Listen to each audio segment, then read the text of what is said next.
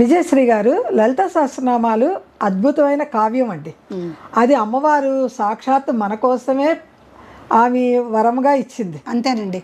వసన్యా దేవతల ద్వారా మనకి అందింది. అందులో హయగ్రీవ అగస్త్య సంవాదంతో మనకి భూలోకానికి వచ్చిందండి. ఆ లలితా సహస్రనామం చదవాలంటే ఒక 20 నిమిషాల టైం అయినా మనం వెచ్చించాలి.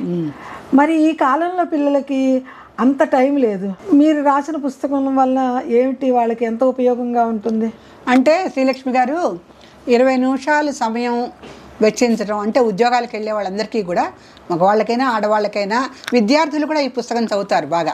వాళ్ళకైనా కూడా సమయం దొరకనప్పుడు వాళ్ళు చేయవలసింది ఏమిటంటే, లలితా సహస్రనామం వాళ్ళకి ఎప్పుడు వీలుంటే అప్పుడు మామూలుగా పుస్తకంలో చదవాలి. ఒక పూజా విధానంగా, ఒక పారాయణ విధంగా కాకుండా మామూలుగా ఒకసారి తిరగేసి వాళ్ళకు ఉండేటువంటి సమస్యలు ఏమిటో టిక్కు పెట్టుకొని ఆ పేజీ నెంబర్ గుర్తుపెట్టుకొని వెంటనే ఆ పేజీ నెంబరు, ఆ నామము, దానికి ఉన్న ఫలితము చూసుకొని వాళ్ళ జీవితంలో ఉండేటువంటి అంటే వాళ్ళు ఎదుర్కొన్నటువంటి సమస్యలన్నిటికీ కూడా చక్కటి పరిష్కారాలు దాంట్లో మనం సూచించాం గనక ఋషుల ఆశీస్సులతో, పండితుల సహకారంతో రాసినటువంటి ఈ పుస్తకాన్ని వాళ్ళు సంపూర్ణంగా వినియోగించుకుంటే వాళ్ళ జీవితం అద్భుతంగా మారుతుందండి. దీంట్లో సందేహం లేదు.